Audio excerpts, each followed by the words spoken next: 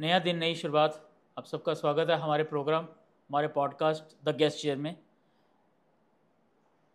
हमारी गला ख़राब होता है, हमारी नोज़ में कुछ प्रॉब्लम होती है, कानों के कुछ प्रॉब्लम होती है। इन सब पे आप लोगों ने कैप्शन पढ़ा होगा, टाइटल हमारा पढ़ा होगा। आज चर्चा करने के लिए हमारे साथ डॉक्टर नीतिका मेहता जी हैं, जो एक ईएनटी सर्जन हैं, स्पेशलिस्ट है। साथ साथ में स्पेशलाइजेशन उनकी है राइनोप्लास्टी में। मैम, आपका स्वागत है हमारे programme Hello. The Thank you. Guest chair Thanks for में। having me here. Yes. Ma'am, इंसान का चेहरा तो खूबसूरत होता है हर एक के लिए, हर एक लेवल पे। अब किसी की कान की संबंधी प्रॉब्लम हो सकती हैं, किसी के नाक में हो सकती है और किसी के गले में। तो शुरुआत हम कान से करते हैं। पहला क्वेश्चन रहेगा, जो कान में बार बार इन्फेक्शन होती है उसके कारण क्या होते हैं, प्रमुख कारण? See, mostly अगर हम छोटे बच्चों की बात करें तो कान में छोटे बच्चों में इन्फेक्शंस होती हैं बिकॉज जुकाम बहुत फ्रीक्वेंट होता है छोटे बच्चों में। हाँ।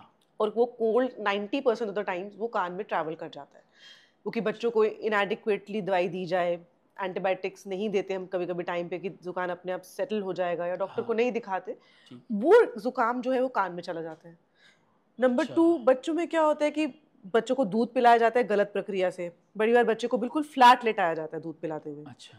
उसमें क्या होता है, बच्चे के फिर चांसेस होते हैं कि वो इन्फेक्शन कान में ट्रैवल कर जाती है, बिकॉज जो हमारी नाक और कान के बीच की ट्यूब है वो बच्चों में थोड़ी सी फ्लैट रहती है। उसका नॉर्मल ऐसे होता है बड़ों में, समझ तो बच्चों में ऐसे रहती है। ठीक है। उस कारण इन्फेक्शन जल्दी ट्रैवल करती है कान में। तो बच्चों को दूध पिलाने की भी सही जो तरीका है, पोजीशन है, वो ऐसे है। बच्चे को ऐसे ही दूध पिलाना चाहिए, सर ऊंचा और शरीर नीचा। अच्छा। तो इन चीज़ों का ध्यान देना चाहिए। बड़ों में चांसेस इन्फेक्शन के क्यों होते हैं, क्योंकि बड़ों में ज़्यादातर कईयों को आदत होती है ईयर को क्लीन करते रहना फ्रीक्वेंटली, फिंगर से करना, शार्प ऑब्जेक्ट्स यूज़ करना। और मॉनसून में जब मॉइस्चर ज़्यादा होता है तो स्किन बहुत सेंसिटिव और ऑलरेडी गीली होती है। हाँ। उसमें हम जब ज़ोर ज़ोर से खारिश करते हैं तो फिर दाना या इन्फेक्शन हो जाती है। That is number 2 reason. ठीक। फिर और बहुत सारे कारण हैं, जैसे कि कान के पर्दे में सुराख बन जाना, वो बचपन के चाइल्डहुड डिजीजेस की वजह से। अच्छा। उसके अलावा कहते हैं स्विमिंग की वजह से कान में इन्फेक्शन होने का रिस्क होता है, पानी जाता है कान में, उससे इन्फेक्शन होती है। ये सारे कारण हैं कान के इन्फेक्शन के। आपने दूध पिलाने की बात की बच्चों को, पर कुछ महिलाओं को मैं देखा है कि बच्चा जब बेड पे होता है तो उसको बोतल दे दी जाती है। तो ये सब उसके कंसर्न ही है, प्रॉब्लम? हाँ, हमें ध्यान रखना है। इवन आप बच्चे को बॉटल दे रहे हो इंडिपेंडेंटली, तो सिर के नीचे पिल्लो रखो, तकिया रखो, ताकि बच्चे का सर का एंगल और बॉडी के एंगल में इतना एटलीस्ट डिफरेंस होना चाहिए, बच्चा सर ऊंचा रहे थोड़ा। बिल्कुल अच्छा। फ्लैट लेटा के दूध अवॉइड करो बच्चे को पिलाना। दूसरी बात मैम, आपने कहा कि शार्प ऑब्जेक्ट, मानसून के टाइम ज़्यादा डेलिकेट स्किन हो जाती है, शार्प ऑब्जेक्ट्स लगाए जाते हैं। तो जब खारिश हो रही हो तो जो कंट्रोल नहीं होती है, एयरबड्स यूज़ होते हैं, तो कितना रिकमेंडेशन करते हैं एयरबड्स को लेके? सी आइडली हम एयरबड्स को बिल्कुल मना करते हैं यूज़ करने से, बट हाँ, अगर बहुत ज़्यादा आपको इरिटेशन है तो हम बिल्कुल outer part of the year, जो बिल्कुल कान का बाहरी हिस्सा है, उसमें आप बिल्कुल थोड़ा सा बिल्कुल क्लीन कर सकते हो उससे। ओके। जोर से अग्रेसिव क्लीनिंग नहीं करिए, बिकॉज ठीक। कहीं ना कहीं आप जख्म बनाएंगे। नंबर 2, ज़्यादा डीप चले गए तो अगर बहुत ज़्यादा वैक्स ऑलरेडी कान में, आप उसको और अंदर धक्का देंगे। हाँ। नंबर 3, अंदर डीप जाने की वजह से आप पर्दे को इंजर भी कर सकते हैं, क्योंकि आपको नहीं पता पर्दा किस लेवल पे है, किस अंदर कितना डीप है। तो जितना आप डीप जाके और पर्दे को लग गई, पर्दे में सुराख बन सकता है। तो इन चीज़ों का हमें ध्यान देना है ईयरबड यूज़ करते। अच्छा। आपको खारिश है तो उसके 2-3 तरीके हैं। अगर बहुत तेज़ खारिश है, हम पेशेंट्स को एक एडवाइस देते हैं कि डॉक्टर स्पिरिट लीजिए। अच्छा। कान के डीप मत डालिए, बिल्कुल बाहर बाहर थोड़ा सा उसको टच करिए। राइट। थोड़ा सा आपको ठंडक मिलेगी और खारिश की सेंसेशन में रिलीफ मिलता है। मिलेगी। या बहुत ज़्यादा जिनको खारिश रहती है उनको हम एंटी एलर्जिक्स वगैरह वही खाने को देते हैं। राइट। तो ये सारे तरीके की खारिश को कंट्रोल कैसे करना। दूसरी बात मैम, होता क्या है कि जब दर्द शुरू हो जाती है किसी को तो हम लोग डॉक्टर्स के पास आते हैं। घरेलू उपचार में लोगों को बताया जाता है कि सरसों का तेल डाल लो। कितना सही मानते हैं इसको? सरसों का तेल बहुत अच्छा ट्रीटमेंट माना जाता है, बट उसमें भी हमें ध्यान रखना है तेल कान के अंदर नहीं डायरेक्ट डालना। बिकॉज जब आप तेल डायरेक्ट डाल रहे हैं, आप एक मॉइस्चर पैदा कर रहे हैं। और कुछ लोग बहुत गरम गरम तेल डायरेक्ट कान में डाल रहे हैं, अगेन आप थर्मल ट्रॉमा कर रहे हैं, मतलब आप अच्छा। गरम गरम चीज़ से इंजरी कर रहे हैं कान की स्किन को। हाँ। तो तेल डालने का भी एक तरीका है। अगर आपको दाना निकल गया कान में दर्द हो रही है, तो आप तेल गरम कीजिए, सरसों का तेल, उसमें इवन हल्दी डालिए, कॉटन को थोड़ा सा बत्ती टाइप विक जिसको हम बोलते हैं बना के उसमें डिप कीजिए। ओके। डिप करके और उसको निचोड़ के सिर्फ तेल की गर्माहट कान में जानी चाहिए, नॉट कि तेल डायरेक्ट नहीं डालना, क्योंकि आप तेल डालेंगे तो मॉइस्चर जाएगा, मॉइस्चर बनेगा तो फंगस बनेगी कान में। तो ये सारी प्रॉब्लम्स के साथ बहुत से पेशेंट्स आते हैं कि वो जब तेल डाल के आते हैं। सुनाई देना कम क्यों हो जाता है और इसे कैसे सुधारा जा सकता है? सुनाई देने कम होने के बहुत से कारण हैं। ट्रॉमा, चोट लगना, किसी को ठीक, चोट लगी, पर्दा फट गया, सुनाई कम हो जाएगा। किसी की नस बैठ गई चोट की वजह से, सुनाई कम हो जाएगा। ठीक है। उसके अलावा छोटे बच्चे जो पैदा होते हैं, नवजात शिशु जिसे कहते हैं, हाँ, उनमें कान का अपरेटस ही सही तरीके से बना नहीं, नस बनी ही नहीं ढंग से, काम ही नहीं कर रही, तो उनको सुनाई नहीं दे रहा। ठीक। उन बच्चों के लिए भी ट्रीटमेंट है। अगर उनको टाइमली डिटेक्ट किया जाए और पकड़ में आ जाए कि इस बच्चे को नहीं सुन रहा, तो आजकल इम्प्लांट्स, कॉक्लियर इम्प्लांट जैसी चीज़ है जो बच्चे को टाइमली 18 महीने साल भर की उम्र में लगा दिया जाता है सर्जरी के द्वारा। अच्छा। और बच्चा जब तक सुनने की एज में और बोलने की एज में आता है वो सुन पाता है सब चीज़ें। ठीक। बाकी बड़ों में अगर सुनाई का इशू है, मैंने आपको बता दिया, ट्रॉमा एक रीज़न है, कान के पर्दे में सुराख होना एक रीज़न है, कान में मैल फंस जाना, उससे सुनाई कम हो जाता है। और सबसे कॉमन कारण होता है एज रिलेटेड, जैसे कि ओल्ड एज में लोगों की नर्व्स वीक हो जाती हैं सुनाई की, ठीक। तो उनको सुनाई, तो उन केसेस में मशीन लगाई जाती है। राइट। तो हर तरह की प्रॉब्लम, अगर पर्दा फट गया तो ऑपरेशन होगा, अगर चोट लगी है तो उसको ट्रॉमा को ठीक करना है, ट्रॉमा की मेडिसिन देनी है, या अगर मान लीजिए ट्रॉमा की वजह से कोई सोजिश आ गई सुनाई की नस के पास, तो इंजेक्शंस लगा के वो ठीक हो जाती है। तो हर चीज़ का अलग ट्रीटमेंट है। मतलब कि अगर किसी को ज़्यादा प्रॉब्लम है कान में तो बेटर ट्रीटमेंट से जल्दी ठीक हो। हाँ, अगर आपको जैसे ही लग रहा है कि मेरा कान बंद हो गया है या मुझे सुनाई नहीं दे रहा एज ए एडल्ट, हाँ, तो इमीडिएटली आपने प्रोलॉन्ग नहीं करना है कि कुछ नहीं होगा, मैल होगी, या उसको लापरवाही नहीं करनी। गर्म पट्टी कर लो, ठंडी हाँ, पट्टी कर लो, ऐसा भी वो होता है? सबसे गलत है। अच्छा। इमीडिएटली जब आपको लगे मेरा कान बंद हुआ है, मुझे सुनाई नहीं दे रहा, आप डॉक्टर को उसी टाइम दिखाओ। क्योंकि कभी कभी क्या होता है, sudden sensory neural hearing loss एक बहुत कॉमन कंडीशन है, लोगों को नहीं पता, लोग सोचते नहीं बस मैल जम गई कान बंद हो गया। हाँ। नहीं, नस एकदम बैठ जाती है। पर अगर उसको विद इन 72 आवर्स या इवन 10 हफ्ते तक भी हम उसको ठीक कर देना, तो ठीक। पेशेंट पूरा नॉर्मल सुनाई के साथ वापस ठीक घर जा सकता है। अच्छा। पर अगर वही लापरवाही करके वो महीने बाद आता है और कहता है मुझे सुनाई नहीं दे रहा, फिर कोई ऑप्शन रहता नहीं, फिर मशीन या वही ऑप्शंस रह जाते। मतलब कि कहीं ना कहीं डेंजरस होता है अगर हम समय पे ना करें लापरवाही के कारण। इमीडिएटली। कई बार देखा गया है कि कई लोगों के कान में ना सीटी की आवाज़ आती है, और किस बीमारी का लक्षण है और उसको ठीक कैसे किया जा सकता है? कान में आवाज़ आना, सीटी बनना, इसको हम एक प्रॉब्लम बोलते हैं टिनिटस। आजकल बहुत कॉमन हो गया है, स्पेशली यंगस्टर्स में बहुत कॉमन है। मोस्टली इसका कारण है कि कान की नसों की वजह से जिनकी नर्व्स वीक हो रही हैं, जैसे कोई आर्मी के लोग हैं, फायरिंग करते हैं, अच्छा। उनकी नर्व्स पे इफेक्ट आता है, तो उनको टिनिटस की प्रॉब्लम बहुत कॉमन है। ठीक। नंबर 2, यंगस्टर्स क्यों? क्योंकि हेयरिंग, वो एयरपॉड्स यूज़ करते हैं। मैं आने लगा था इस लाइन पे। एयरपॉड्स, जितने भी ये नॉइज़ कैंसलिंग सबसे बड़े बड़े जो ये हम हेडफोन्स लगा के रखते हैं, उनसे लॉन्ग प्रोलॉन्ग यूज़ करना, उसको काफ़ी देर तक यूज़ करना, जी। तो वो आपकी कहीं ना कहीं नस को ख़राब कर रहा है। ठीक। तीसरा रीज़न इवन स्ट्रेस है इसका। जिन लोगों को एंजाइटी, स्ट्रेस रहता है, उनमें भी ये टिनिटस का इशू रहता है, और जैसे अच्छा। स्ट्रेस बढ़ेगा टिनिटस भी बढ़ता जाएगा उनका। ओके। तो आपने अभी एयरपॉड की बात की थी जो हम लगाते हैं, कुछ बच्चे बाहर लगाते हैं हेडफोन जिसको बोलते हैं हम लोग, वो कहते हैं कि अंदर तो नहीं जा रही, तो ये सेफ है? देखो, नहीं सेफ तो मैं कहूँगी कि सबसे सेफ तो ये कि आप कानों को रेस्ट दो, कानों को जितना कम से कम, ठीक है, जितनी बात सुननी है, जितनी बात आपको ज़रूरी है, जितना आपका वर्क रिलेटेड उतना काम करो, उतना कानों को वर्क करो। पर जितना हम एक्सेसिव, हम लाउड साउंड्स को हम अपने एक्सपोजर देते हैं आजकल कानों को, पार्टीज में हो, डीजेज में हो, हम एज यंगस्टर सबको अच्छा लगता है लाउड म्यूजिक सुनना, गाड़ी में लाउड म्यूजिक सुनना, इवन नॉइज, ये जो जितने भी बड़े बड़े हेडफोन्स हैं, चाहे आप बाहर से यूज़ कर रहे हो, बट आप एक कांस्टेंट, आप अपने कान को एक कांस्टेंट साउंड का एक्सपोजर दे रहे हो, तो कहीं ना कहीं वो आपकी जो हेयरिंग ना उसको तो इफेक्ट करता है, उसको उन पे प्रेशर डालता है। तो इसीलिए any type of earpods, hearing, जितने भी आप डिवाइसेस यूज़ कर रहे हैं, I think they are not safe. ठीक है, फॉर अगर आपको वर्क रिलेटेड यूज़ करना है, कुछ टाइम के लिए यूज़ करो, but then take a break. ठीक है। आपने बोला आराम देना है कानों को, तो अगर as a suggestion from doctor, किस तरह से हम लोग कानों को आराम दे सकते हैं? यही कि जैसे सपोज हमारा जब फ्री टाइम होता है तो हम चाहते हैं कि नहीं, हम तब भी अगर जैसे यंगस्टर्स होते हैं म्यूजिक सुने या लाउड म्यूजिक सुने, तो आई फील उससे बेटर है कि अगर आपको म्यूजिक सुनने का भी मन है तो दूर पे आप एक नॉर्मल डिवाइस पे स्लाइड सा म्यूजिक लगाइए, या अगर आपको अच्छा कोई फास्ट म्यूजिक सुनने का भी मन है तो वॉल्यूम लो रखिए। अच्छा। ईयरफोन्स कम से कम यूज कीजिए। जब आपको बिल्कुल लगता है कि हाँ मुझे किसी मीटिंग में बैठना है और मेरे को नहीं पॉसिबल है ऐसे बात देन आप करना लगा विदाउट सकते हैं। हेडफोन्स, तब आप यूज कीजिए। But rest of the time I feel कि just give break to your ears. तो कहीं ना कहीं टेक्नोलॉजी हमारे लिए नुकसानदायक है। Definitely definitely. ठीक है। वैक्स की बात की, किस लेवल तक ठीक हो सकती है, किस लेवल तक खतरनाक हो सकती है अगर कानों में बार बार मैल बन रही है तो? मैल बनना एक बड़ा नॉर्मल फिनोमिना है। हर एक के कान में वैक्स बनती है, सभी के कानों में बनती है। जी। बट टाइप ऑफ वैक्स बनना हर एक के कान में अलग होता है, वो जेनेटिक अच्छा। होता है।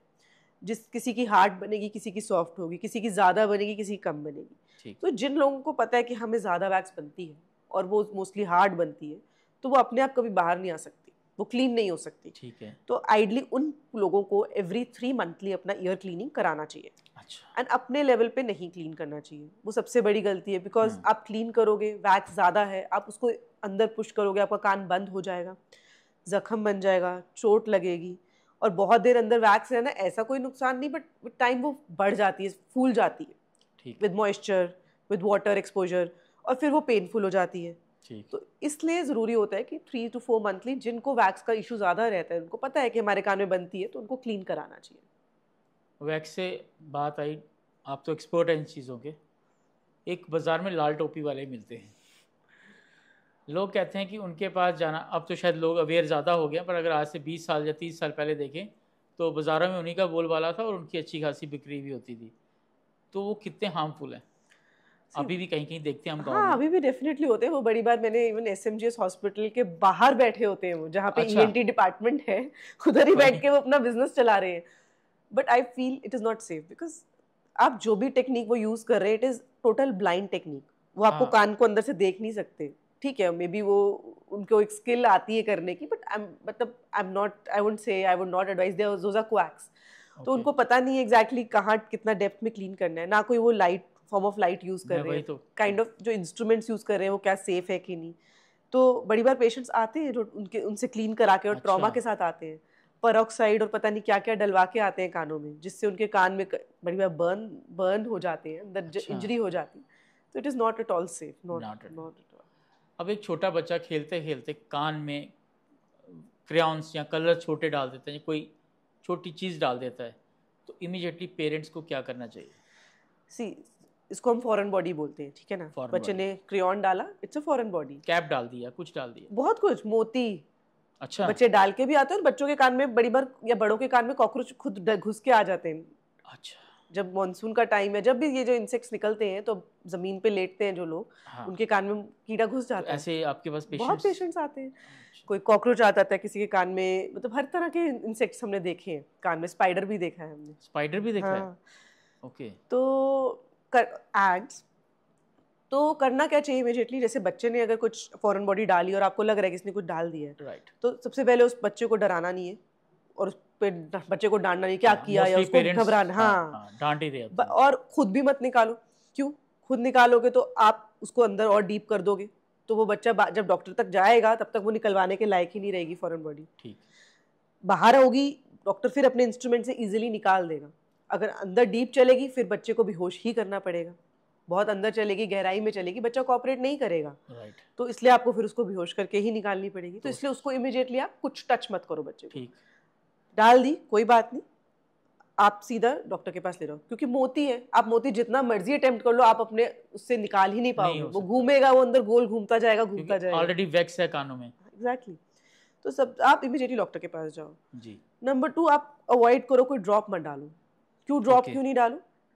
बच्चे ने बटन सेल डाल लिया, समझ लो एक जो हमारी वॉच में सेल होता है, बड़ी बच्चे बटन सेल डाला, आपने ड्रॉप डाला, सेल ऑक्सीडाइज हो गया, उसमें से केमिकल निकल गया, बैटरी का लिक्विड निकल गया, और वो कुछ भी हो बच्चे को सकता और ज्यादा बर्न कर देगा सारा कान। राइट। तो आपने कुछ भी मत नहीं डालना। हाँ, अगर आपको लग रहा है कोई इंसेक्ट गया है, तो आप वैक्स वाला ड्रॉप डाल सकते हो, बड़ों में और बच्चों में भी।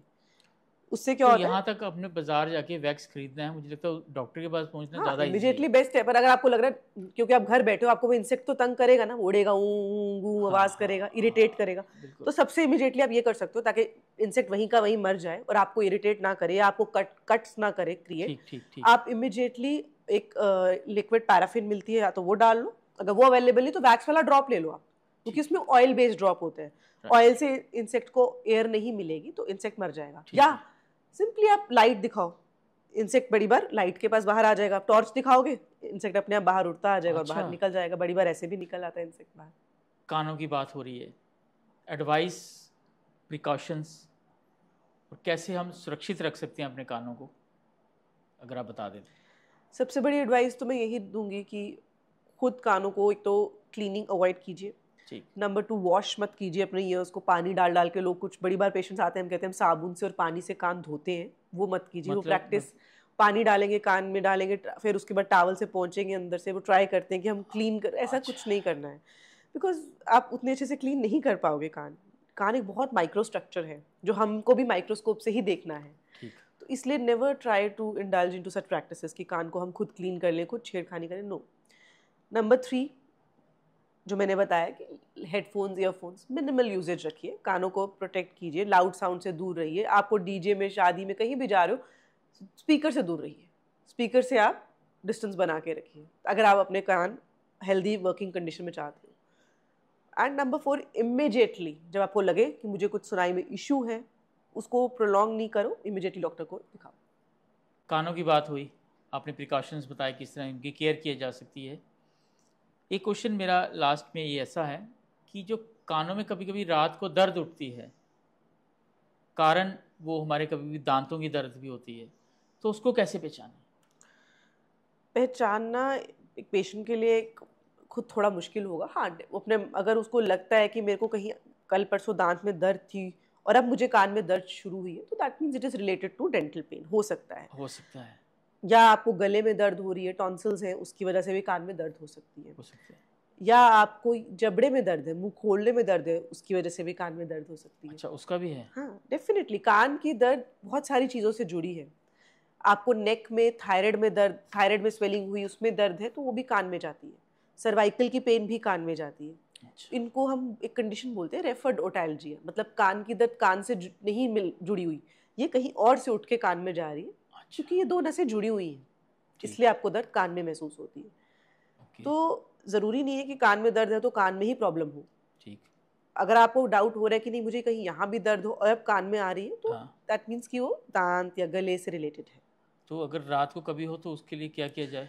देखो इमीडिएटली फर्स्ट एड जिसको हम बोलते हैं। फर्स्ट एड तो मैं ये कहूँगी कि बहुत अगर एक्सट्रीम पेन में हो तो इमरजेंसी में तो दिखाओ जाके सबसे पहले, ठीक है। क्योंकि कोई प्रॉब्लम और नहीं क्रिएट होनी चाहिए। कोई अगर समझ लो कान में इन्फेक्शन है, वो बाद में डेंजरस ना हो जाए। राइट। बस इमीडिएटली जो घर पे आप नुकसान अपना सकते हैं, गर्म कपड़े की सिकाई कर लो। अच्छा। हाँ, जहाँ पे भी दर्द है उस साइड गर्म कपड़े की सिकाई करो, वो बहुत रिलीफ देती है। नंबर 2, कोई पेन किलर जो आपके पास हैंडी है और अगर आपको सेफ है खाना, जो हाँ। आपको पता है कि मैं इस खाती हूँ या खाता हूँ और ये मैं सेफली खा सकता हूँ, मेरी लिवर किडनी पे कोई असर नहीं करती, वो पेन किलर आप ले सकते हैं। ले सकते हैं। जैसे छोटे बच्चों में बहुत एक्सट्रीम पेन में होते हैं तो हम पेरेंट्स को बोलते हैं उसके वेट के हिसाब से उसको आइबुजेसिक प्लस सिरप दे दो, ठीक। अनलेस कोई कॉन्ट्रा इंडिकेशन ना हो। नाक हमारा, मुझे लगता है, फर्स्ट फ्रंटियर वॉरियर होता है। घर में कुछ अच्छा बनता है तो नाक ही बताता है, कुछ बुरा होता है नाक ही बता देता है। तो नाक अगर बार बार बंद होता है या सांस लेने में दिक्कत होती है तो क्या किया जाए? इसके बहुत सारे रीजंस हैं। जैसे एडल्ट्स की अगर बात की जाए तो बार बार ब्लॉक होना, एक तो नाक की अंदर से अंदरूनी हड्डी टेढ़ी, जिसको हम डीएनएस कहते हैं, डिविएटेड नेजल सेप्टम, नाक की अंदरूनी हड्डी टेढ़ी होने की वजह से नाक बंद होता है। ठीक। उसको लगता है मेरे को सांस नहीं आ रहा बराबर, ठीक है, रात को लेटेंगे तो बिल्कुल नाक बंद होगा, मुंह खोल के सांस लेना पड़ेगा।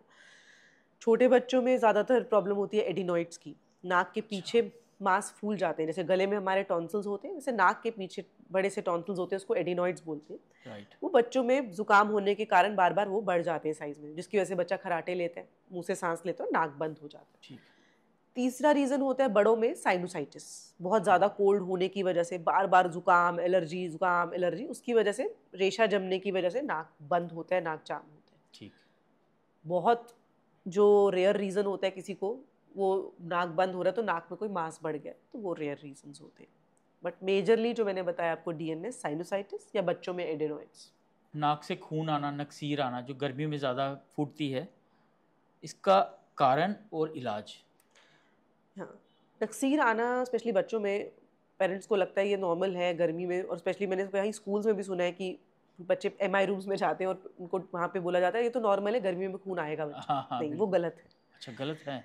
गर्मियों में खून आना इज नॉट कि ये नॉर्मल फिनोमिना नहीं है, इसका मतलब कहीं ना कहीं आपके बच्चे को इन्फेक्शन है नाक में, कहीं ना कहीं आपके बच्चे की जो नाक की खून की नस वो फूलती है, फटती है और उसमें से ब्लीडिंग हो रही है। और वो क्यों हो रही है? ठीक। कहीं ना कहीं वो इन्फेक्शन के कारण फूल रही है, या और भी कोई रीजंस होते हैं, तो हमें उसको ज़रूर चेक कराना है।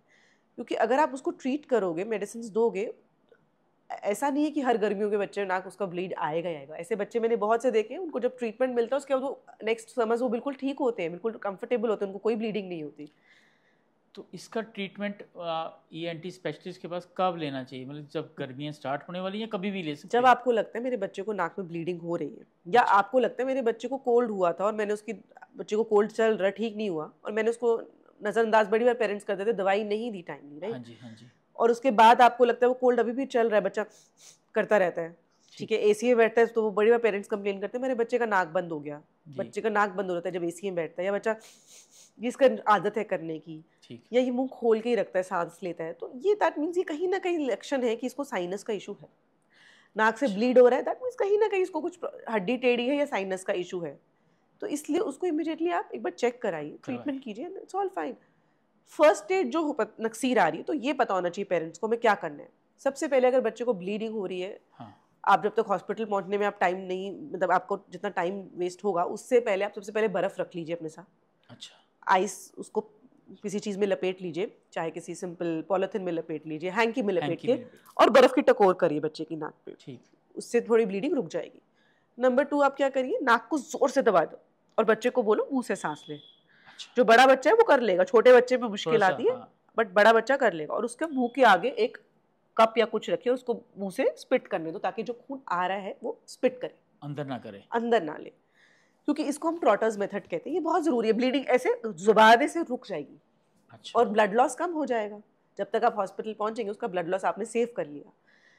ये 2 चीजें आपने जरूर करनी है, बर्फ की टकोर, नाक जोर से दबाना, और मुंह के आगे एक कप ले कंटेनर लेना। रख लीजिए। उससे आइडिया भी हो जाता है कि ब्लड कितना जाया हुआ, और ये भी, हाँ, और बच्चा पेट में हाँ। खून ना ले। तो ये फर्स्ट एड जरूर कीजिए, एंड आप इमीडिएटली फिर डॉक्टर के पास ले जाइए साथ देन ये में। समस्या हमेशा के लिए ठीक हो सकती है? हाँ, डेफिनेटली। ऐसा कुछ नहीं है कि ब्लीडिंग, नाक की ब्लीडिंग ऐसा नहीं है कि लाइफ लॉन्ग एक बीमारी है, ये ठीक हो जाती है। ठीक हो जाती है। इन्फेक्शन, हमें उसका कॉज ढूंढना है। कॉज क्या है? कॉज क्या है? कॉज इन्फेक्शन है, कॉज डीएनएस है, हड्डी टेढ़ी है, कॉज एडिनॉइड है, नाक के पीछे छोटा मांस बना है, बच्चों में वो है, ठीक। या कॉज ट्रॉमा है, चोट लगी, तो हर चीज़ का ट्रीटमेंट है। ट्रीटमेंट तो है। कॉज ढूंढना जरूरी है। राइट। कई बार ये देखा गया है कि 5 या 7 मिनट या 1-2 मिनट के बाद रुक जाती है, अगर बच्चा स्कूल में हो तो उस समय क्या किया जाए? क्योंकि रुक भी जाती है ना खुद। हाँ, डेफिनेटली रुक जाती है जब बहुत ज़्यादा, मतलब कि ब्लीडिंग वेसल एकदम ज़्यादा, मतलब इन्फेक्शन थोड़ी कम लेवल की थी, तो वो एकदम थोड़ी देर बाद कंट्रोल हो जाती है। बट स्टिल अगर हुई है थोड़ी बहुत ब्लीड, तो आपको तब भी दिखाना चाहिए। डेफिनेटली दिखाना है। इन बच्चों में सलाइन ड्रॉप्स, पैराफिन ड्रॉप्स, ये रेगुलर यूज़ करो, ताकि इन बच्चों में ड्राइनेस नहीं होनी चाहिए। हम कहते हैं बच्चा उंगली डालता है नाक में इसलिए इसको ब्लीडिंग हाँ, होती मैं इसी पे आ रहा है। था। यस, वो उंगली क्यों डालता है? क्योंकि उसको नाक में इरिटेशन होती है, हाँ, कुछ ना कुछ तंग कर रहा तंग होता है। करता है, इसीलिए वो उंगली डाल के छेड़ता है। बिल्कुल। डेफिनेटली। अब वो क्यों इरिटेशन क्यों होती है? कहीं ना कहीं उसको जुकाम, एलर्जी जो उसको तंग करती है, नाक में ड्राइनेस होना, पपड़ी बनना, उससे उसको इरिटेशन होती है, इसलिए वो फिंगर डाल के उसको क्लीन करता है। ठीक। तो वो हमें उस कॉज को ढूंढना है कि क्या तंग कर रहा है उसको। तो उसका ट्रीटमेंट हो जाता है। 100%।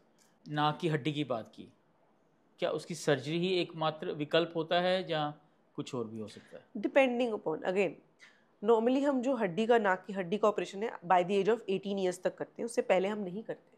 अच्छा। 18 ईयर्स के बाद ही करते हैं। क्यों? सो दैट बच्चे की ग्रोथ, पूरी फेशियल बोन्स की, नोज की ग्रोथ हो जाए। जब फुली उसकी डेवलप हो जाती है फिर हम ऑपरेट करते हैं, क्योंकि उससे पहले करेंगे तो बच्चे की फिर से हड्डी बढ़ेगी और फिर पेरेंट्स कहेंगे ये तो फिर से नाक में प्रॉब्लम आ रही है। ऐसा होता तो है। ये चीज़, हाँ, ध्यान रखनी है हमें।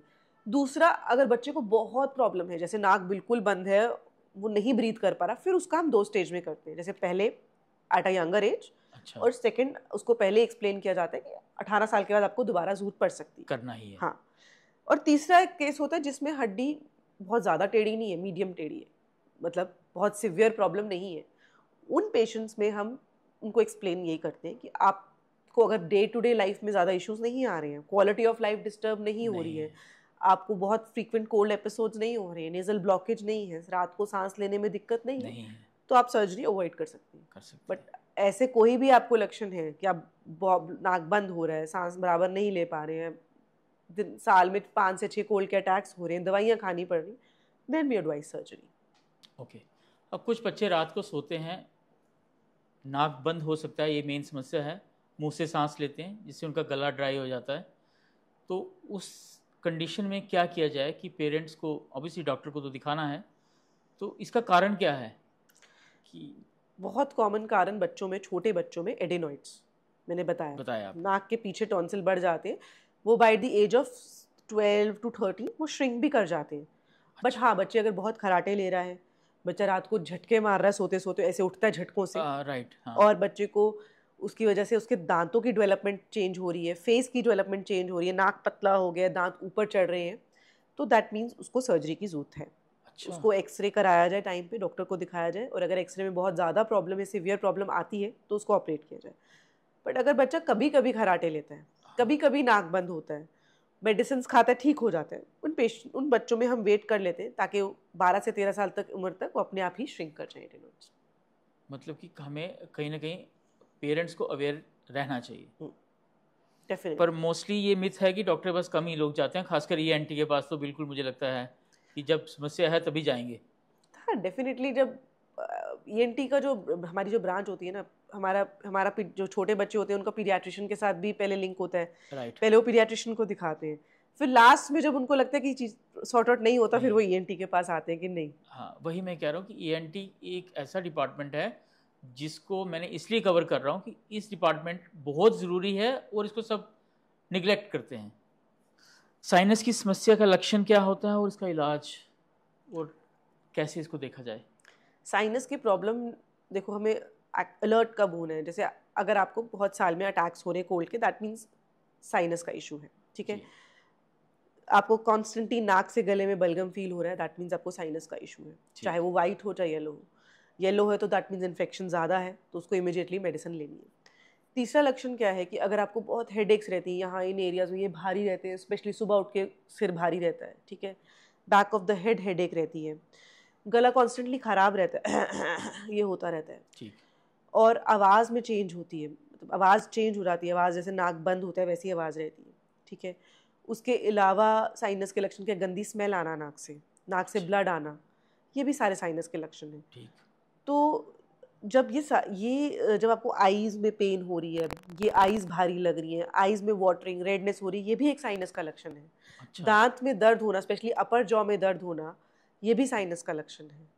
तो बहुत सारे सिम्टम्स हैं जो साइनस के साथ जुड़े हैं, बट मेन सिम्टम, अगर आपको नाक में इशू रह रहा है, नाक बंद रहता है, नाक में हमेशा आपको लगता है कि ड्राई रह रहा है, नाक में बलगम आ रहा है, गले से बलगम गिर रहा है, तो दैट मीन्स आप कहीं ना कहीं साइनोसाइटिस से सफ़र कर रहे हैं। ठीक। तो इसका इलाज? ट्रीटमेंट इसका होम रेमेडीज़ में मैं सिंपली सब पेशेंट्स को बोलती हूँ कि गर्म कपड़े की सिकाई जहाँ जहाँ पेनफुल एरियाज़ में, टेंडर पॉइंट्स पे। नंबर 2 स्टीम, ठीक है। नंबर 3 ब्रीदिंग एक्सरसाइजेस, अनुलोम विलोम, हमारी yoga exercises, they are very help. जो क्रॉनिक पेशेंट्स हैं उनको योगा एक्सरसाइजेस से बहुत बेनिफिट होता है। फिर सेकेंड ऑप्शन आती है जब सिवियर केस है, जैसे कि मैंने कहा येलो कलर का बलगम आ रहा है, हेडेक हो रही है, फीवरिश फील कर रहे हो, आंखों में दर्द होनी शुरू हो गई है, विजन में प्रॉब्लम्स आ रही हैं, आंख के आसपास स्वेलिंग आ गई है, तो एंटीबायोटिक्स टाइमली स्टार्ट की जाए। अब आपने स्टीम की बात करी, सर्दियों में अक्सर ही देखा जाता है कि जब सांस नहीं आती तो हम स्टीम तो लेते हैं, कुछ लोग विक्स भी डाल लेते हैं, सही है? हाँ, विक्स, कावॉल, ये सारी चीज़ें जो होती हैं ये स्टीम में, पानी में डाली जाती हैं। इसमें बेसिकली आपका जो नोज़ को ये स्टिमुलेट करती हैं, इसमें ऐसे कंपाउंड्स होते हैं जो जो हमारे सांस के रास्ते को ओपन अप करती हैं। अच्छा। तो इसीलिए डालना इज सेफ, ऐसा कुछ नहीं। ठीक है। जिस बच्चे को साइनस है या जिस बड़े को साइनस है या किसी तरह की नाक की समस्या या गले की समस्या है, उन लोगों को आइसक्रीम और ठंडा पानी पीना चाहिए और खानी चाहिए? कम मात्रा में, मतलब कि मैं जानती हूँ कि बच्चों को आइसक्रीम के साथ क्या लिंक है उनका उनको अगर मना कर दिया जाए तो उनकी ज़िंदगी से उनकी सबसे इम्पोर्टेंट चीज़ निकाल दी ले ली जाती है। जाती है। बट डेफिनेटली जिनको ज़्यादा इश्यूज रहते हैं उनको हम पेरेंट्स को ये एक्सप्लेन करते हैं कि थोड़ा कम मात्रा में लीजिए। हर रोज़ की रोज़ आइसक्रीम खाना तो किसी के लिए भी अच्छा नहीं है, अच्छा चाहे वो नहीं बड़ा है, हो चाहे बच्चा हो। तो डेफिनेटली मतलब हफ्ते में एक बार दी जाए, बट कम कम दीजिए। कम और कुछ मात्रा तो में, आजकल ठंडी चीज़ें आइसक्रीम कम। में तो गुलाब जामुन भी डाल रहे हैं। नाक में एलर्जी और सर्दी जुकाम दोनों में कितना फ़र्क है और कैसे आइडेंटिफाई किया जा सकता है? सी एलर्जी होता है नाक से छींके आना कंटिन्यूस। जिन लोगों को बड़ी प्रॉब्लम है, थोड़ा सा भी कुछ ठंड से एक्सपोजर हुआ या कोई धूल मिट्टी से एक्सपोजर हुआ या इवन किसी चीज़ की परफ्यूम्स की स्मेल आने से उनको छींके आती है, दैट इज़ एलर्जी। जी। नाक से पतला पानी चलना, बिल्कुल पतला पानी जैसा, थिक पानी नहीं, पतला, वो एलर्जी के लक्षण हैं। आँखों में खारिश होना, ज़ोर ज़ोर से आँखें लाल हो जाना, आँखों के नीचे स्वेलिंग हो जाना, हुँ। ठीक है, वो एलर्जी के लक्षण हैं। शरीर में खारिश होना, इवन ये भी एलर्जी के लक्षण हैं। अच्छा। ये सारे एलर्जी के साथ पफी जुड़े। आइज़ एलर्जी का कारण है? हाँ, डेफिनेटली जिनको एलर्जी रहती है उनकी आंखों के आसपास आप देखेंगे, क्योंकि वो एलर्जी की वजह से जो केमिकल्स रिलीज होते हैं बॉडी में, उसकी वजह से आइज के अराउंड स्वेलिंग आ जाती है। अच्छा। तो ये एलर्जी के लक्षण हैं। और जुकाम के लक्षण होते हैं जब यही म्यूकस, यही जो पतला पानी था, ये जम गया, थिक हो गया और अंदर ऐसे करने से आपको गले में बलगम गिर रहा है, ये जुकाम के लक्षण है। या कलर ऑफ जो म्यूकस है वो पानी से येलो या वाइट हो रहा है, दैट मीन्स वो जुकाम के लक्षण है। स्विमिंग करते हैं जब हम लोग बच्चे, मोस्टली नाक बंद कर लिया जाता है, तो कुछ लोग नहीं भी करते हैं। गर्मियों में तो स्कूल में भी स्विमिंग होती है और बच्चे मोस्टली शिकायत करते हैं एलर्जी की, इन्फेक्शन की और कुछ गंभीर समस्याओं की भी। तो इसको कैसे सुधारा जा सकता है और कैसे ठीक करें? सी स्विमिंग का सबसे बड़ा इशू यही रहता है कि बड़ी बार बच्चों में कंट्रोल नहीं किया जाता। वो बच्चे पानी बड़ी बार नाक से इनहेल कर लेते हैं, राइट। अंदर ही अंदर पानी ले लेते हैं, चला जाता है, बिकॉज उनको प्रॉपर उस तरह से ब्रीथ करना नहीं आता। नहीं आता। तो वो पानी ऑब्वियसली हानिकारक है, उसमें क्लोरीन है, क्लोरीन है। उसमें पानी की कितनी सफाई है वो हम नहीं जानते। तो डेफिनेटली वो आपका पानी डायरेक्ट साइनस को आप एक्सपोज करते हैं उस गंदे पानी से, तो वो इन्फेक्शन का बहुत बड़ा कारण है। तो उसका आई वुड से एडवाइस तो मैं यही करूँगी कि बच्चों को स्विमिंग तो फेवरेट स्पोर्ट होता है गर्मियों में, वो बच्चों को छोड़ेंगे नहीं। रोकना बहुत मुश्किल है। बट अगर बच्चे को आपको लग रहा है इमीडिएटली जुकाम स्टार्ट हो गया स्विमिंग करने से, तो उसको फिर थोड़ी देर अवॉइड किया जाए, स्विमिंग को कुछ दिनों के लिए बंद की जाए, मेडिसिन दी जाए जब तक उसका सेटल नहीं हो। और बच्चों को ये ज़रूर सिखाना ज़रूरी है कि उस पानी को, जो पूल के पानी को, नाक के अंदर तरफ कोशिश ना करें अंदर नाक के लेने लिए। की। मैम, आप 2 चीज़ों में और एक्सपर्ट हैं, वर्टिगो के लिए और थायराइड के लिए। स्टार्ट करते हैं। वर्टिगो एक ऐसी समस्या है जो छोटे बच्चों की शायद होती होगी बट उनको पता नहीं चलता, बट बड़े लोगों में कॉमन देखने को मिलती है। जैसे चक्कर आना, कोई बोलता है जी आपके कान की डिब्बी का पानी हिल गया हुआ है, ये कॉमन लैंग्वेजेस हैं। वर्टिगो क्या है, किन कारणों से होती है और कैसे हम इनसे बचाव किया जाए? सी वर्टिगो इज़ एक बहुत बड़ा टॉपिक है, बट डेफिनेटली मैं इसको शॉर्ट में बताना चाहूँगी कि चक्कर अगर आपको आ रहे हैं तो बहुत से लोग इसको समझते हैं कि हमें सर्वाइकल की वजह से आ रहे हैं। हाँ। तो वो चीज़ मैं लोगों के दिमाग से निकालना चाहूँगी कि cervical is not an issue. Cervical है, एक प्रॉब्लम है, पर उसकी वजह से चक्कर नहीं आते। अच्छा, नंबर नहीं वन, आते। यस। अब नंबर टू, चक्कर के दो मेन कारण होते हैं, या कान की वजह से आ रहे हैं, ठीक है, या ब्रेन की वजह से आ रहे हैं। यही दो मेन रीजंस होते हैं। अच्छा। यस। अब कान और ब्रेन, मतलब कि ब्रेन में हमारा पूरा नर्वस सिस्टम आता है, जिसमें हमारा राइट। जॉइंट्स भी आ गए, हमारी स्पाइन भी आ गई, सब कुछ आ गया। तो कान के रिलेटेड जो चक्कर होंगे वो आपको, अगेन उसमें भी बड़ी सारी कंडीशंस हैं, बट चक्कर का मतलब क्या है कि सब चीज़ें घूमेंगी। आप बैठो, लेटोगे, उठोगे, जब भी आपको लगेगा मेरे आसपास की चीज़ें घूम रही हैं, या आपको लगेगा मैं खुद घूम रहा हूँ, खुद घूम तो रहा हूँ। That is exactly what I, उसको चक्कर बोलते हैं। कई लोगों को कहते हैं चक्कर नहीं आ रहा, मुझे ना सिर ऐसे लग रहा है, हल्का हो रहा है, वो अलग चीज़ है, वो लाइट हेडेडनेस है, अच्छा। उसके अलग कारण है। वो बीपी की दवाइयों की वजह से होता है, या कोई सर्कुलेटरी इश्यूज हैं, हार्ट के इश्यूज हैं, उसकी वजह से होता है। और तीसरा होता है कि कोई कहता है कि मुझे ना आंखों के आगे अंधेरा आ गया। हाँ, हाँ, कभी कभी। That is blackout. तो अगेन वो कोई हार्ट का इशू है या कोई ब्रेन का इशू है, ये वर्टिगो का नहीं वो है। वर्टिगो नहीं है। वर्टिगो मतलब होता है घूमना, सब कुछ घूमना, या मैं घूम रहा हूँ या मेरे आसपास की चीज़ें घूम रही हैं। हाँ, चाहे वो आप लेटे हो तब भी होता जी। है। किसी को लेट के होता है, किसी को कोई कहता है मैं लेट के जब उठता हूँ तब होता हाँ। है ना, और किसी को पूरा दिन रहता है चक्कर। तो अब वो क्या कारण है, फिर वो उसकी बहुत डिटेल डायग्नोसिस है, बट मैं ये बेसिक बताना चाहूँगी कि कान, ब्रेन और स्पाइन, जॉइंट्स, ये सारी चीज़ें रिलेटेड है चक्कर की। अच्छा। तो इसके लिए कोई स्पेशल ट्रीटमेंट, एक्सरसाइज, दवाइयाँ? डेफिनेटली पहले तो हमें उसको कॉज ढूंढना है। दवाइयाँ सिर्फ चक्कर को सप्रेस कर देती है, अगर कान के कंसर्न हो सिर्फ? तो हमें कॉज ढूंढना है कि क्यों आ रहा है इसको चक्कर।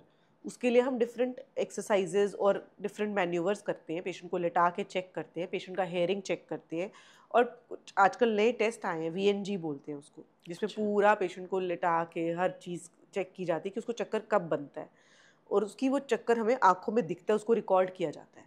फिर अच्छा। उसको हम उसे जब डायग्नोज हो जाता है कि हाँ ये रीज़न है, किसी को माइग्रेन की वजह से चक्कर आता है, किसी को एक कंडीशन होती है BPPV, कान में छोटे छोटे पार्टिकल्स बनते हैं अंदर कान के तीसरे हिस्से में, उसकी वजह से चक्कर आते हैं, किसी को मीनियर्स, वो भी कान की एक बीमारी होती है। तो उसके अकॉर्डिंगली हम उसको सही एक्सरसाइज, सही मेडिसिन देते हैं, वो बिल्कुल पेशेंट ठीक हो जाता है, चक्कर फ्री हो जाता है, बिल्कुल वो टाइप ऑफ फ्री। तो कभी कभी बोलते हैं कि आपका कान का पानी हिल गया या आपकी कान की डिब्बी हिल गई है, वो थोड़ा क्लियर कीजिएगा, क्या है वो? कान का पानी नहीं एग्जैक्टली हिलता, मैं वही बताना चाह रही हूँ। कान का जो तीसरा हिस्सा होता है, जो थर्ड पार्ट ऑफ द कान होता है, उसमें छोटे छोटे पार्टिकल्स बनते हैं। जी। उस पानी के अंदर वो पार्टिकल्स बनते हैं, और वो पार्टिकल्स वो जब मूव करते हैं तो आपको लगता है मैं चक्कर आया, अर्थक्वेक आया, ऐसी फीलिंग आती है। ठीक। और वो कुछ सेकंड्स बाद जब बैठ जाते हैं, आपको लगता है सब ठीक था, नॉर्मल, कुछ भी नहीं हुआ मुझे। हाँ। वो पार्टिकल्स जो है, उन्हीं को हम उसी के लिए हम एक्सरसाइजेस कराते हैं। एक्सरसाइजेस करके वो पार्टिकल्स मेन सिस्टम में आ जाते हैं, और उससे फिर हमें चक्कर फील होना बंद हो जाता है। बंद हो जाता है। देखा जाता है कि जब हम मोबाइल का काफ़ी देर यूज़ करते हैं, उसके बाद भी हमें कहीं ना कहीं अकड़न हो जाती है, चक्कर फील होते हैं, या हम कभी तेज़ दौड़ते हैं। तो ये सिमिलर हैं, मोबाइल का यूज़ सिमिलर है किन कारणों से? मोबाइल के यूज़ से चक्कर आना एक अलग प्रॉब्लम है, और उसका ज़्यादातर इससे कान के साथ कोई लिंक नहीं है। डेफिनेटली वो ज़्यादा आप अपनी, मतलब बिकॉज आप एक पोस्चर में और एक ही मतलब पोजीशन में एक आप जगह फोकस करी जा रहे हो, तो बेसिकली उस वजह से वो चक्कर आते हैं। तो उसके लिए मैं यही एडवाइस करूँगी, फ्रीक्वेंटली इतना मोबाइल यूजेज कम करो, और प्लस अपनी थोड़ी एक्सरसाइजेज करनी है, आइज़ एक्सरसाइज की, करनी। नेक एक्सरसाइजेज, स्टैंडिंग एक्सरसाइजेज, राइट। थोड़ी सी उसके लिए शोल्डर एक्सरसाइजेस, ये करा करो रेगुलर, बहुत मोबाइल और कंटिन्यूस एक पोस्चर में मत देखो। थायराइड पे आते हैं। थायराइड क्या है, किन कारणों से होता है? थायराइड एक हमारी बॉडी में ग्लैंड है जो इधर होता है गले में, ठीक है, और इसका काम क्या है कि एक हार्मोन बनाना, थायराइड हार्मोन, जिसकी वजह से हमारी बॉडी का फंक्शन नॉर्मल चलता है। ठीक। अगर ये हार्मोन कम मात्रा में हो जाएगा तो हम मोटे हो जाएंगे, हाँ। हम सुस्त हो जाएंगे, बच्चे में ग्रोथ नहीं होगी, अगर छोटे बच्चे में कम होगा, बच्चे की हाइट नहीं बढ़ेगी, बच्चे की फिजिकल ग्रोथ नहीं होगी, मेंटल ग्रोथ भी नहीं होगी। अच्छा। और बड़ों में कम हो जाएगा तो मैंने बताया, मोटापा, सुस्ती, लेटना, हिलने का मन नहीं करना, ज़्यादा नींद आना, ये सारे लेस लक्षण एनर्जी। आएंगे। हाँ, और अगर ये ज़्यादा मात्रा में बनेगा हमारी बॉडी में, तो हम बहुत चुस्त हो जाएंगे, हमारे को नींद नहीं आएगी, इंसोम्निया जिसको कहते हैं, रात रात को जागेंगे, पसीने छूटेंगे बहुत, इवन AC में बैठेंगे फिर भी पसीने छूटेंगे, दिल की धड़कन तेज़ हो जाएगी, अच्छा। कई लोगों की आंखें ऐसे बाहर निकल जाएंगी, ऐसे लगेगा आंखें बाहर की तरफ आ रही हैं, हाँ। ज़्यादा बढ़ रही है साइज में, तो दैट इज़ हाइपर। अच्छा। तो ये इसके डिफरेंट प्रॉब्लम्स होती है। और कई लोगों में क्या होगा, कुछ भी नहीं होगा ऐसी, तो सिंपल आपको दिखेगा कि गले में एक स्वेलिंग बन रही है, बहुत बड़ा सा आपको यहाँ पे स्वेलिंग दिखेगी, हाँ, देखने उसको को हम मिलता थायराइड ग्लैंड बोलते हैं, जो बढ़ गया साइज में। तो उसको आगे टेस्ट करना ज़रूरी है कि क्यों बढ़ा है, किस टाइप की स्वेलिंग है, उसका सुई का टेस्ट FNAC, ब्लड का टेस्ट, हार्मोन लेवल्स चेक कराओ, और एक अल्ट्रासाउंड टू चेक की किस टाइप की स्वेलिंग है। खतरनाक दोनों होंगे ऑब्वियसली, ज़्यादा हमें किस पे केयर करने की ज़रूरत पड़ती है, और कैसे? आपने सिम्टम्स अभी बताया कि ये होंगे तो ये हाइपर की तरफ जा सकता है, और दूसरा होगा तो मोटापे भी तरफ आ सकता है। दोनों डेंजरस है। हाइपो वाला जो पेशेंट है उसको हार्ट के बीमारियों के रिस्क है, क्योंकि वो ओबीस हो रहा है, वो मोटा हो रहा है, वो लेट रहा है, वो हिल नहीं रहा है, चल मूवमेंट कम कर रहा है, तो डेफिनेटली उसको कहीं ना कहीं उसके हार्ट, कार्डियोवास्कुलर डिजीज़ के रिस्क बढ़ जाते हैं। अच्छा। तो उन पेशेंट्स को टाइमली अगर वो डायग्नोज, अपने आप को थायराइड हार्मोन्स लेवल चेक कराएं, मेडिसिन लें, वो बिल्कुल ठीक हो जाएंगे, और नॉर्मल डे टू डे अपनी लाइफस्टाइल चेंजेस लाएं, वॉक रखें, डाइट चेंजेस लाएं, तो वो बिल्कुल ठीक हो जाते हैं। दूसरा जो हाइपर वाला है, वो बिल्कुल आप देखोगे पेशेंट, वो बिल्कुल ऑपोजिट होगा, मतलब ऑपोजिट साइड ऑफ स्पेक्ट्रा, वो आपको बिल्कुल सूख के कांटा दिखेगा कि ये बहुत ही पतला मरीज़ है, इसकी आंखें बाहर की तरफ आ रही हैं, मतलब एक्सट्रीमली ओवर एक्टिव है, तो वो भी अच्छा नहीं है, और वो भी हार्ट पे उतना ही स्ट्रेन डालता है, वो हार्ट को ओवर एक्टिव करता है, पैल्पिटेशन, घबराहट हार्ट में, उस तरह की अच्छा। प्रॉब्लम्स आती हैं। तो उन पेशेंट्स को भी हम टाइमली अगर हार्मोन थेरेपी दें ताकि जी। उनके हार्मोन्स सप्रेस करें, वो भी बिल्कुल नॉर्मल हो जाते हैं। एक ईएनटी सर्जन किस तरह की सजेशन देगा एक इंसान को उसके कान के लिए, उसके नाक के लिए और गले के लिए? जी, बॉडी का हर पार्ट का normal function is very important, तभी हमारी बॉडी एक बैलेंस में, हर चीज़ में बैलेंस तरीके से चले तो हमारी बॉडी एक नॉर्मल फंक्शन करती है। राइट। तो हर पार्ट इज़ इक्वली इंपॉर्टेंट। तो मैं ये कहती हूँ कि चाहे हमें कान की कोई समस्या हो, नाक की, गले की, या कोई भी इस तरह की समस्या हो, हमें इमिडिएटली अपने नियरेस्ट या हमें जो भी अपने एक ईएनटी को ज़रूर दिखा लेना चाहिए। हमें उस चीज़ को नज़रअंदाज नहीं करना चाहिए। चाहे मैंने आपको जैसे बताया, अगर कान में अगर आपके ब्लॉकेज हो रही है, कान में सुनाई नहीं दे रहा, नोज़ में आपको ब्लीडिंग हो रही है, नाक बंद रहता है, या गले में आपको वॉइस चेंजेस हो रहती हैं, कुछ भी ऐसा इशू है, इमिडिएटली, या पेन थ्रोट, आप ज़रूर एक ईएनटी को दिखाओ। ओवर द काउंटर ड्रग्स मैं कहती हूँ अवॉइड करने चाहिए, कि हम बड़ी बार हम सीधा केमिस्ट के पास जाते हैं, दवाई ले लेते हैं हाँ, कि बड़ा वहीं से इजी। मसला हल हो जाए। हाँ। वो प्रैक्टिसेस हमें अवॉइड करनी चाहिए, बिकॉज कहीं ना कहीं कभी कभी प्रॉब्लम जो डीप डाउन ज़्यादा गंभीर होती है और हम उसको मिस कर देते हैं। मैम, अपने जाते जाते स्मोकिंग की बात की कि स्मोकिंग से लोगों को प्रॉब्लम हो सकती है। जो पोल्यूशन है उसको कैसे देखते हैं और कितनी समस्या उससे भी ज़्यादा हो सकती है? सी पोल्यूशन, और मैं वही कहूँगी ना कि जैसे आप दिल्ली की एयर क्वालिटी देखते हो, तो वो कहते हैं कि आज की वहाँ की एयर क्वालिटी ऐसी है कि आप रोज़ समझ लो दिन के 3 से 4 सिगरेट्स तो पी रहे हैं दिन में। राइट। तो पोल्यूशन भी उतना ही हार्मफुल है हमारी लंग्स के लिए, हमारी हमारे साइनस के लिए। तो मैं तो यही कहूँगी कि आप जिस एनवायरनमेंट में रहते हैं, एटलीस्ट उसको, अगर आप पूरी ऑब्वियसली कंट्री को तो आप ठीक नहीं कर सकते, या पूरी स्टेट को आप कोशिश नहीं कर सकते, इम्प्रूवमेंट कर सकते हैं, एनवायरमेंटल चेंजेस ला सकते हैं, बट एटलीस्ट अपनी सराउंडिंग्स तो क्लीन रख सकते हैं।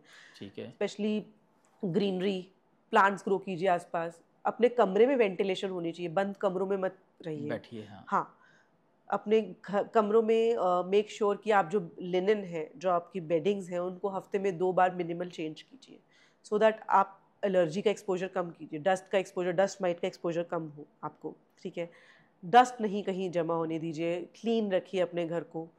प्लस एनिमल्स, अगर आपके घर में आप एक पेट रखते हैं तो उनको अंदर अवॉइड कीजिए, ताकि वो आपके अंदर जितना उनको एनिमल जो डैंडर होता है, जो उनके बाल होते हैं, उनसे भी कई लोगों को एलर्जी होती है और वो एग्रावेट होती है।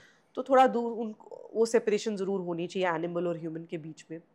प्लस आप कार्पेटिंग्स अवॉइड कीजिए।